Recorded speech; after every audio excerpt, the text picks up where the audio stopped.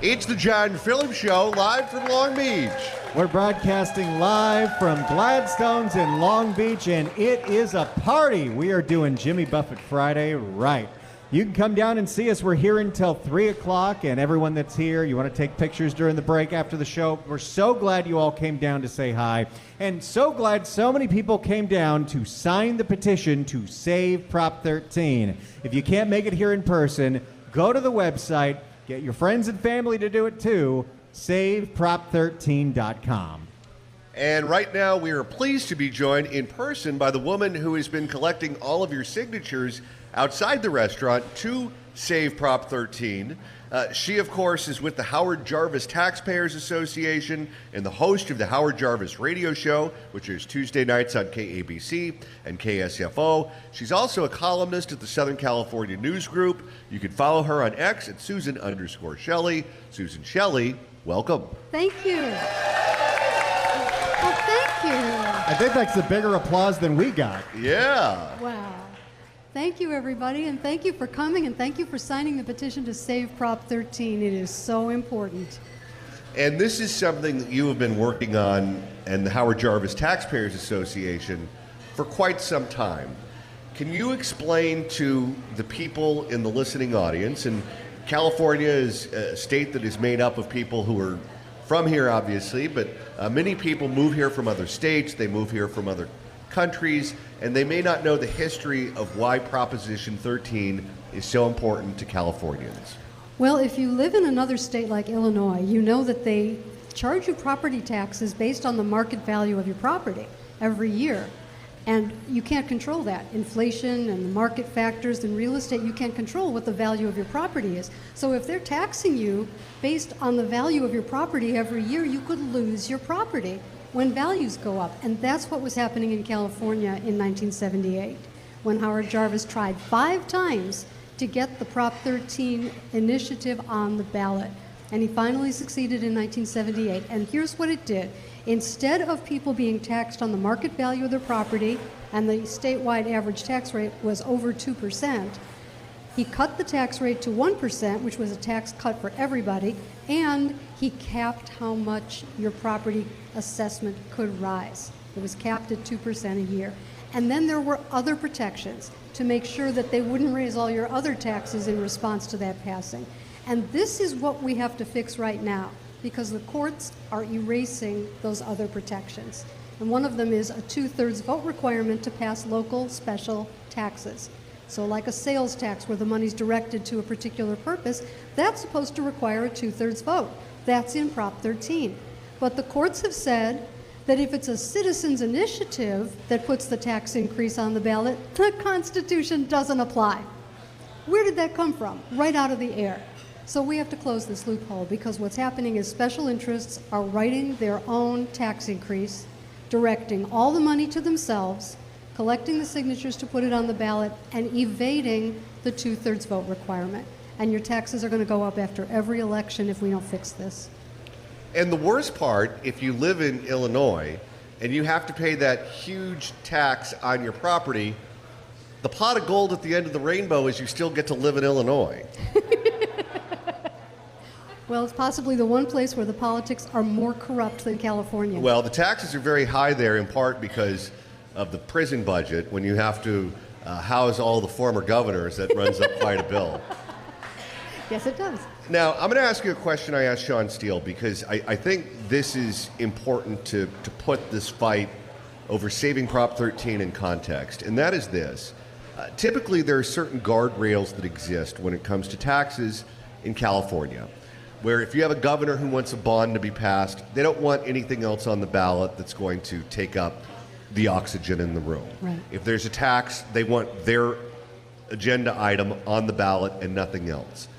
And now what we're seeing with this wealth confiscation tax is we're seeing the SEIU come up with this money grab that's already driven $1 trillion out of the state. The governor said, no, don't do that. There are other things I want that are on the ballot. Come back to it at some point in the future. And they said, no thanks, we're just going to go ahead and do it. And they're doing it despite the objections of the governor and leadership in the legislature and certainly candidates running for governor. The guardrails are now gone. And if we give in on Proposition 13 with no guardrails existing in California, I don't think people understand what kind of fire that we're playing with right now. Well, that's absolutely true. And this billionaires tax, this so-called billionaires wealth tax, is not about billionaires at all, because this is a brand new kind of tax. They have never before in the United States taxed what you own. You pay property taxes, but you don't pay tax on your bank account. You don't pay tax on what you have in your possession. Maybe you've already paid taxes on what's in your bank account. This wealth tax would tax it again. And the part that really concerns me is once they set up the mechanism for seeing how much of everything everybody has, they're going to have a huge database of where all the money is in California, and then they can write tax increases to go after the middle class. So they're going to know what you have in your retirement account, what you have in your investments, what your grandmother's silver in the cabinet. They're going to know everything you have, and then you're going to have to certify that you're not a billionaire. Well, I have a problem with that. I have a problem with people having to report to the government everything they own. Bad enough that we're taxed on income on the way in, sales tax on the way out. To tax wealth, this is a brand new thing, very threatening, a very bad idea. Well, and they want to continue this tax on people who have already moved out of the state. Right. With the argument being, well, you made it at some point in the past here, so we're going to lay claim to it even though you don't live or vote here anymore. I don't think they can do that. I'm told by attorneys that that's probably not constitutional, but they're trying to, and they're going to find a way to do some part of this. Why? Because they won't stop overspending in Sacramento and in all the cities and counties in California. Every single one of these entities is having budget problems because the revenue is growing, but the spending is growing faster. And their solution is never to cut spending. Their solution is always to raise taxes. And people in California are tapped out. We just can't keep paying more and more after every election like this. We have to get a grip on this. We have to protect our constitutional taxpayer protections that are in Prop 13 and in Prop 218 from 1996, which was also a Howard Jarvis initiative. That's the Right to Vote on Taxes Act. Very important. By the way, in Prop 218, you can repeal existing taxes and charges and fees. Did you know that? With a lower signature threshold than you typically need for local initiatives. So that's something to think about. If you find that the sales tax is going up too often or the transportation taxes are going up too often, you can repeal those with an initiative under Prop 218 from 1996. Very important information for people to have in these circumstances. So people could theoretically organize if they wanted to repeal Measure ULA, the real estate transfer tax that has destroyed the construction industry in the city of Los Angeles. Absolutely. That can be repealed with a local initiative. And the signature requirement is 5% of the number of people who voted for governor in the last general election. So it's pretty low. It's lower than like what was needed for the George Gascon recall, which was 10% of the county's registered voters. It's 5% of the number of people who voted in the governor's race. So countywide, that's about 150,000 signatures. It's pretty doable. And the state of California not only has to worry about their problems, and the state of California has 1,000,001 problems, but let's just look at public transit right now. Public transit is going under, and these agencies, these special districts, are going to look for a bailout from Sacramento. The school district in Oakland is effectively insolvent. They're going to be looking for a bailout from Sacramento. And you just go down the list. San Diego has problems. Other big cities, other big school districts, big Sac Unified is broke now. Transit agencies, they're all going to turn to Sacramento and say, okay, give us a bailout so we can continue to be operational. And if the state decides that that's the direction that they're going to go in, they're going to need a lot more money. And they're going to come to homeowners looking for it. They absolutely are going to come to the middle class to get that money. They're not going to be getting it from the billionaires. The billionaires are leaving. They're out of here. And that's really terrible because the way our progressive income tax is structured, 1% pay about 45% of all the personal income tax revenue in California. So for every one of those people that moves out and is now filing taxes in Florida or Texas where there's zero income tax, That's a big hole in the budget in California. That affects education, health care, paying the CHP, everything in the state budget. If the billionaires move out, it leaves a mark. So this was a really reckless thing that the SEIU did by proposing this billionaires tax, not to mention the fact that it got everybody really aggravated and active in politics, which could ultimately be a good thing for us. Well, let's talk about just the climate, because if you and the Howard Jarvis Taxpayers Association were to get enough signatures to put this on the ballot, and the voters in California were to reaffirm their support for Proposition 13 and homeowners' rights, what message do you think that would send to the legislature, the governor, and all of these groups who are looking to put more taxes on the ballot? I think it would let them know that we have the ability to get this message out. They can't stop us from telling people what's going on in this state. We don't need that much money to get the message out that they are trying to raise your taxes. People hear it the first time you say it. So I think they would be very wrong to try and raise taxes in this environment. It's been a tough run for Californians. Cost of living here is way too high. It's because of the policies of these politicians. That's why the cost of living is higher here than in neighboring states. It's not like the universe is tilted at California and making prices go up. It's the policies that they're doing. So these politicians have to get a grip on the spending, and they have to stop trying to raise taxes. In fact, I think we should be trying to cut taxes from where they are right now. It's too much. Run for me the worst case scenario. Let's say we are not successful at getting this on the ballot. Let's say the SEIU is successful at getting their initiative on the ballot and voters were to vote it in and people were to continue to leave the state in droves. What do you think the future looks like here? Well, it's possible that some of the cities would go into bankruptcy. I don't think the state can legally go into bankruptcy, but some of the cities could. And I think what would happen is they would have to get out of all of their union contracts. So that would not be good for public employees. That would not be good for all the union members, because they would be canceling not just the union contracts, but all the procurement contracts and everything else, and renegotiating things. So you mentioned the school districts going bankrupt. That's because in many cases they are paying not too little but too much for the volume. It's sweetheart deals, and they're paying too much for everything they buy. You could get out of those long-term contracts and renegotiate everything.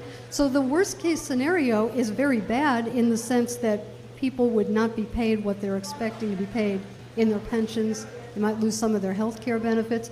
Some of those contracts would be renegotiated, but then you would be starting over in a more sustainable financial footing. And here's the thing, too. It's not like this is just going to stop in California. This is going to spread to other parts of the country. You can't run away from your problems. I mean, there are people, I'm sure, in your circle, as in my circle, who say, well, I never go to the doctor because the doctor's just going to tell me something I don't want to hear. Well, just because you don't hear it doesn't mean you don't have it, and if you don't do anything about it, it might kill you. So you need to accept reality, confront it, do something about it, because it's just going to follow you wherever you go. But we're Californians. We don't accept reality. We don't do that. Well, it's true that we do have to worry about economic sustainability. They talk a lot about sustainability for climate and environmental things and housing and cars. They don't talk about whether it's sustainable that we've got these enormous pension obligations, or it's sustainable that we have too many public employees in too many places when we could run a little leaner and not have so many expenses. So we have to think about financial sustainability in California. Nobody seems to be doing that. The city of Los Angeles has a problem with copper wire theft. Yes. And now there are entire neighborhoods that are in the dark because there's no copper wire in the neighborhood, and that knocks out the power, and there's no street lights anymore. In some neighborhoods, it knocks out the internet because the internet is dependent on that copper wire being there too. And we know post-COVID, a lot of people work from home. They're depending on the internet to be able to do their jobs. That is not something you can depend on in certain parts of Los Angeles. LA City Councilwoman Nithya Raman, who's part of the DSA voting bloc on that council, recently put up a video saying that she doesn't want to put people in jail for stealing the copper wire, What she wants to do is she wants to raise taxes so we have more money to replace the stolen copper wire because we don't want to arrest anyone for stealing it. Now, how does that add up? How does that add up? We're just going to let people rip the streetlights apart, and we're going to let all the homeless encampments tap into the wires and steal the electricity, and then we think we can raise taxes to make that up? What is she thinking? I still am trying to figure out how they're going to tax illegal marijuana businesses. Isn't that the greatest? So, if you haven't heard this story, there are a lot of illegally operating marijuana dispensaries and marijuana growers in the city of Los Angeles. Apparently, it's impossible for the city attorney's office to shut these places down. So, while the city of Los Angeles is facing a budget shortfall, they came up with this great idea to put an initiative on the ballot that would change a couple of words in the ordinance that would make it that we can send tax bills to the illegal businesses because, sure, they'll pay them. Sure they will. And what are you going to do, pull their license? They don't have a license. What are you going to do? This is so California, that they want to tax the illegal businesses because they've already taken the legal businesses and ground them into dust. It's so unfair the way the city of Los Angeles is taxing businesses. And now there's a union that's trying to put an additional gross receipts tax on top of the existing gross receipts tax if the union thinks the CEO, wherever the CEO is, could be in another country, if the CEO is paid too much in relation to the workers in Los Angeles for that company. They want to add new business taxes to those companies. And this is on top of all of the other mandates, like minimum wage and all of that are driving people under. How worried are you about the Olympics? Because the Olympics are coming here in 2028. You drive around the city of Los Angeles. We're in no condition right now to host something like the Olympics. It will be embarrassing on the international stage to host the Olympics in the condition that we're currently in. Do you think they're just going to allow the Olympics to come here with Los Angeles looking like it looks? Or do you think it's going to be like the morning that the cleaning lady comes to your house and you do everything you can to try to make it look like you don't live like a pig because you don't want to be embarrassed when she gets there and says, oh my God, how can a grown adult live like this? I think it's the 101st Airborne coming in from President Trump that's going to clean up Los Angeles. Just power wash everything? Everything. What did they do in San Francisco when the president of China was coming? They cleaned it up in like 2 weeks. All of a sudden, everything was just sparkling, and there was a giant fence around it. And I think that's because it was some sort of national security event, and it wasn't the city government that cleaned it up, it was the federal government that cleaned it up, and they don't mess around. So I think that'll happen. Beyond just infrastructure crumbling, the city is just dirty right now. Yes. The city, if the city was a person, we'd look like Willie Nelson. And Willie Nelson looks like someone who just like needs to be vacuumed. Well, you're right, and there's a tremendous amount of litter, and one of the problems is that they charge a lot of money to dispose of garbage. You need permits for disposal. There are limits on how much garbage a business can legally dispose of. We're under these laws that say we have to limit landfill, and as a result, ever since those laws took effect, we have illegal dumping. And that's a big part of the problem. They should just pick up the trash. As much as there is, they should pick it up. And they should stop saying, we're not going to pick it up because you have too much of it, because it goes somewhere, and where it goes is everywhere. And this is why Los Angeles looks the way it looks. And you're going to be here until 3 o'clock today collecting signatures to protect Prop 13. Yes. Everybody should come on by. All right, Randy, we're live in Long Beach. We're here until 3 o'clock at Gladstones in Long Beach. You can meet Susan Shelley, and you can get her petition, sign it. So we have enough signatures to get Saving Prop 13 on the ballot. If you can't make it here today, go to the website, saveprop13.com. Susan Shelley, thanks so much for joining us. Thank you, John. Thank you, Randy. It's the John Phillips Show, live from Long Beach. All right, we're live from Gladstones in Long Beach. We're here until 3. Come by and say hi. We're here till 3 o'clock. If you can't make it here in person, well, we need you to go to that website, saveprop13.com. That's saveprop13.com. Sign that petition, send it in so we can all continue to kind of afford to live here. We're here until 3 o'clock. Thank you all so much for coming out, and can't wait to get out there and take pictures with all of y'all. Thanks for coming. It's the John Phillips Show, live from Long Beach. Yay! What a great crowd we've had today, and it's interesting. We did another live remote at our friend's place, the Pineapple Hill in Sherman Oaks. It's almost a completely different crowd because we're in almost a completely different county right on the southern border of LA County. We're so glad everyone came out here. We're having such a great time. I have eaten like a king, and we're all here for an important cause. Susan Shelley is collecting those signatures to save Prop 13. The website, tell your friends, tell your family, tell a stranger, saveprop13.com. And right now, we are pleased to be joined by the owner of this wonderful establishment, who is not only hosting us now, but has hosted us before here in Long Beach. He's the owner of Gladstones Long Beach and Gladstones San Diego. You can get them online at gladstoneslongbeach.com and follow them on X at GladstonesLB. John Sangmeister, welcome. Thank you so much, John and Randy. It's wonderful to have everyone here. We appreciate your friendship for our restaurant. Thank you all for coming out and supporting a great cause. Welcome to Gladstones Long Beach. Can we thank Scott and Carolina and our entire Gladstone staff for a great day today? Incredible wait staff here. You know, I better thank my wife, too. I think she's listening, and I love you dearly, sweetheart. We have been sampling so many of your wonderful dishes here. We had the ahi tuna poke, we had the crab cakes, and then we had my personal favorite, which was the Parmesan crusted halibut, I believe it was. And I needed... There's a cheeseburger coming, too. Oh, my God. It's Friday, Jimmy Buffett Friday, cheeseburger in paradise. Oh, boy. And if I needed a palate cleanser for fish, I was at the Admirals Club over at the airport. I had some fish. I think they caught it off the Exxon Valdez. But this one, my goodness, it tasted fresh. And that's what you want to hear when you're talking about fish.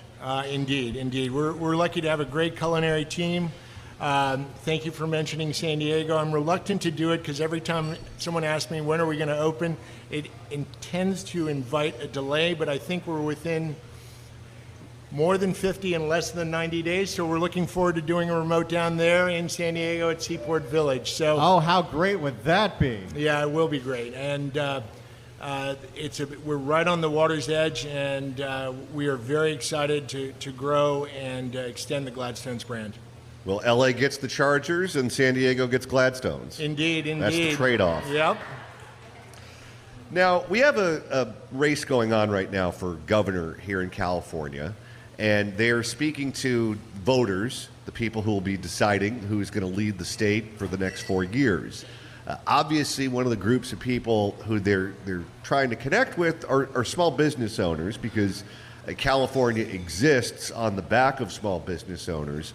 As someone who is a small business owner in California, as you watch these debates, as you watch this campaign play out, what issues do you have in mind that they should be focusing on to make life easier for people like you?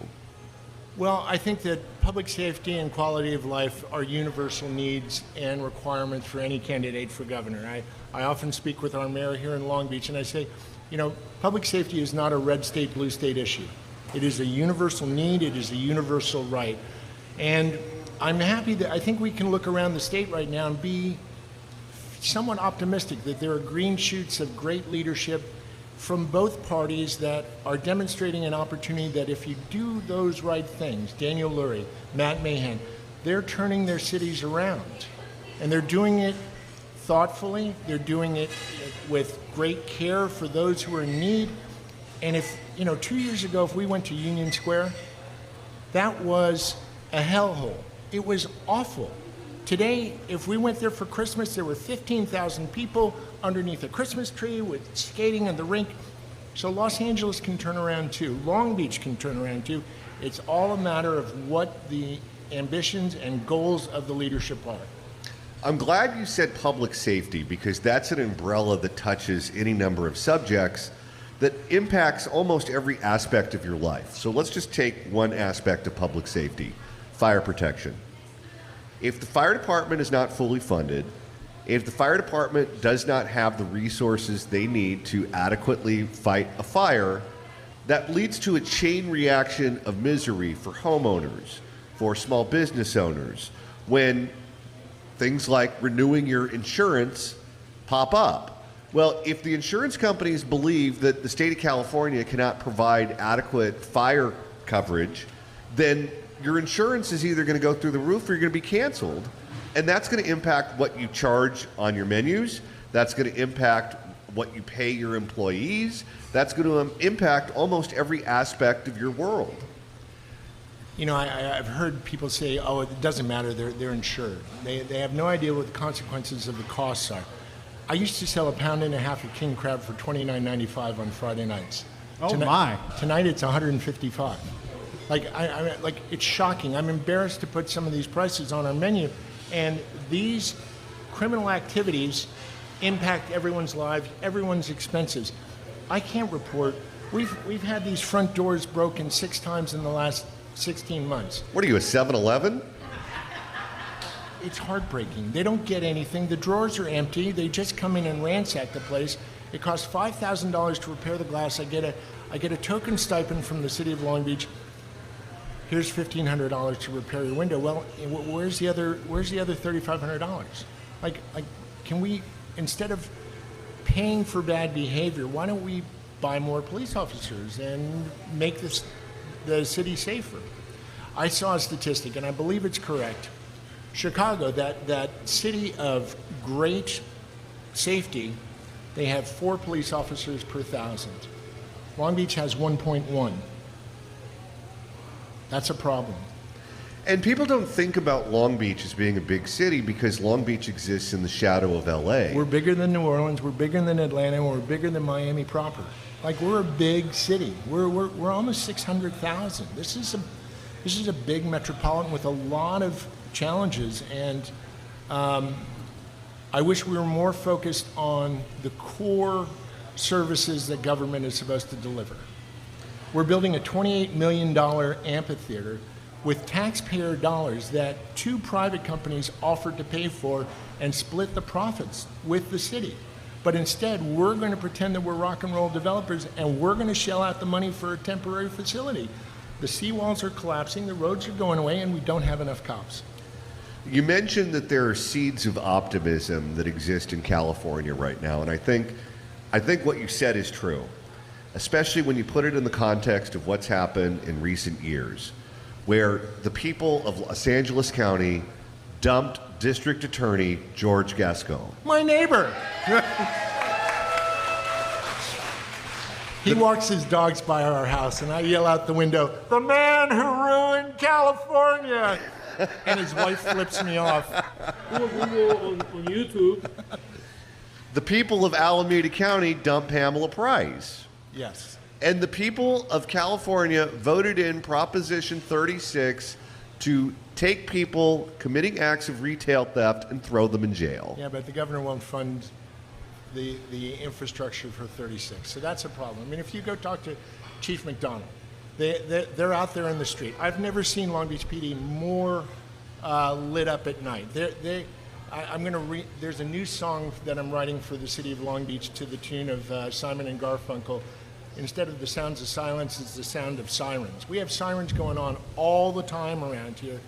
And, you know, our law officers now are on a mandatory overtime every month. That's no way to run a business. That's no way to run a police force. These people are stretched so thin. You know, they'd want to reduce the police force in Long Beach another 20%? Wow. Cities can't sustain themselves that way. Our property taxes are our biggest source of revenue for the city. We are not keeping pace with our neighboring communities. So I always say to our city elders, look, focus on these quality of issues so that the property values will grow and your tax base will grow. We need better incomes in the downtown, and to do that, we need to have a safe environment that employers will say, you know what, Google, we're going to build a satellite office on Pine Avenue. Let's go. You're big into sailing. You're someone who's a fan of sports. Is LA ready for the Olympics? That's challenging. That's challenging. I could give you some inside baseball, but I won't. I think that there are a lot of challenges. Look, we have 18,000 families in LA County that are homeless tonight. We are $1 billion, running $1 billion deficit. We have an emergency fund right now for 10 million people of $15 million, which means that when it all hits the fan, each one of us gets $1.50 so that we can go to McDonald's when it's on sale and have an ice cream cone. So, we're not prepared financially. The good news is that the president announced that he's formed a federal task force to support LA 28. And, for LA 28, they require $7 billion. It's going to require some sort of federal bailout, which is great. It'll be at the tail end of his presidency and his glide slope into private life. I think he'll want to make certain that this is a wonderful, majestic event welcoming the world to a fabulous city. And some of those events are going to be right here in Long Beach, right? I'm proud to say that my college roommate and I were instrumental in the early days when it was LA 24. It started off with sailing. We brought sailing here, and then the IOC and LA 24-28 toured Long Beach, and it expanded to 11 games. And I won't be surprised if a few other events come here as well. Now, I have an idea on what could help the Olympics generate more ratings this year. Steroids. Have you read what they're doing in the ski jumping? Now, hear me out for a I second. don't even think we can say what they're doing on the radio. It's unbelievable. I thought it was just testosterone and it's testicles. Well, why not? If Pamela Anderson can have fake breasts for her entertainment, why can't they have fake muscles? It's just what? It's. I'd watch. Google this if you're listening on the radio, because you're going to say the ski jumpers are doing what for a competitive advantage? What? Wait, what am I missing here? I can't even say what they're doing on the radio. I have to tell you during the break. Well, can you mime it? They're injecting their cucumber with steroids. Oh my. So that they have greater surface area to create more lift as they glide down the mountain. Okay. And apparently an extra centimeter gives them another 3 yards of flight. Okay, well, more fruit inside the loam. John Sangmeister, owner Thank you, guys. owner of Gladstones Long Beach, thank you so much for hosting us. When we come back, we're going to play Name That Drop and be giving away a pair of tickets to see Stain. It's the John Phillips Show. It's the John Phillips Show, live from Long Beach. We've had such a wonderful afternoon here at Gladstones in Long Beach. If you couldn't make it today, it's a great place to visit on the weekends. The weather is perfect down here right at the Long Beach Harbor. You can see the Queen Mary. It's beautiful here. The food is incredible. And I didn't have any today because I'm a responsible broadcaster, but let me just tell you, the Mai Tais are fantastic. We want to give some thanks to all the people that helped us put this together today. Let me start with the man to my left here, Matt, our masterful engineer that makes sure these things go off perfectly. We want to thank Kevin and Tricia who helped put this remote together and get everything organized. We want to thank our sales department, Missy and Debbie, for helping put this stuff together. We want to thank everyone back at the radio station, Herman and Wayman and Adam on the phones. We want to thank Art, even though he was too sick to come here today, so we thank Art for not giving us COVID. We want to thank our program director, Lewis, and of course, we want to thank the incredible crew here at Gladstones in Long Beach, John Sangmeister, our servers, our bartenders, the bussers, even the dishwashers. Everyone does such a great job here, and of course, we cannot help but thank the woman who's responsible for all of this, for this remote and the one that we did last month, Susan Shelley and the Howard Jarvis Taxpayer Association. Sign that petition, saveprop13.com. And I also want to thank whoever it was that made the cake, because someone came up and asked me, the cake that had my picture on it for my birthday, and they said, who's going to eat John's face? And I said, my guess is whoever ate the bath salts. And right now, it's time to play a game that we play whenever we leave the studio, Randy. It's called the Eat Up the Last 5 Minutes of the Show game. Here's what we're doing. We're giving away a pair of tickets. 790 KABC welcomes Stain to the Toyota Arena on October 10th. Tickets are on sale Friday at Ticketmaster.com. But instead of giving these away on the phone like we did in the studio, we have a listener with us who is going to have to guess one of our famous drops. And if he can guess correctly, he's going to get the tickets. What is your name, sir? Dennis. Dennis, speak right into that microphone. Dennis. All right, Dennis. You know, if he were Richard Dawson, he'd offer you a lollipop right now. All right, here's how this is going to work. I'm going to play you a soundbite of somebody who is running for governor. You just have to tell me who that person is. Are you ready? Here we go. Sorry for the noise, I'm cutting carrots. Who is this? Sorry for the noise, I'm cutting carrots. Oh, wait, give him another one. Okay. Because he may not have been able to hear her clearly in that particular cut. Okay, tell me who this is. Get out of my shop! I'll give you a hint. She's America's sweetheart. Katie Porter. Congratulations! That is right.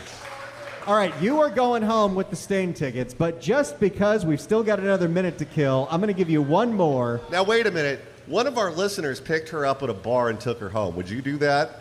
No, but I heard that. I heard that guy. How drunk would you have to be? I couldn't get drunk enough. Oh, poor Katie. I'm going to give you one more, and this one's a shout out to all of our Bay Area listeners. Name this former mayor of Oakland. Absolutely. Wait, give him another one Shang. because that was very short. That's right. I like that. That was amazing. Tai. That's Shang Tao, everybody. Yes. All right, let's do one more here, and the audience can definitely help. Name this insurance commissioner. Trailblazing is rarely comfortable, yo. I think I heard Ricardo Lara. I'm very kind of sketchy. Well, people confuse him with the Queen of England sometimes. All right, let's see if we can do one more. Name this. Oh boy. Look at this. Sangmeister brought out the beverages. Oh, boy. Name this recalled former district attorney, well, elected out of office former district attorney of Los Angeles County. We got some wobbly knees allies. I think I heard George Gascon. Quite frankly, Those are just some of the drops that we collect and play all the time. Of course, we have them all in a big rally at the end of the year for the drop of the year, and I'm sure already early in February, the year is still early, I think this drop is going to be in the top 10. Sorry for the noise, I'm cutting carrots. But congratulations, Dennis. You're coming home with the pair of tickets to Stained at the Toyota Arena. Yeah, oh, yeah. And I did say, John, that we were going to be responsible broadcasters and we were not going to have a sip of booze until the show was over. Well, apparently the show's over. Look at this. It's Jimmy Buffett Friday. Couple of Mai Tais going down the gullet. All right. Now, are these meant for us, or were these going to the airline pilots? That is a terrific Mai Tai. Thank you all so much for coming out today. If you're still here, thank you. We'll try to take some pictures and say hi to everyone. Especially, there have been people that got here before I did at 11:30. Thank you for coming out and supporting this show, supporting the radio station, and of course, supporting SaveProp13.com. Have a great weekend, everyone. Enjoy the big game, and we'll see you on Monday on the radio.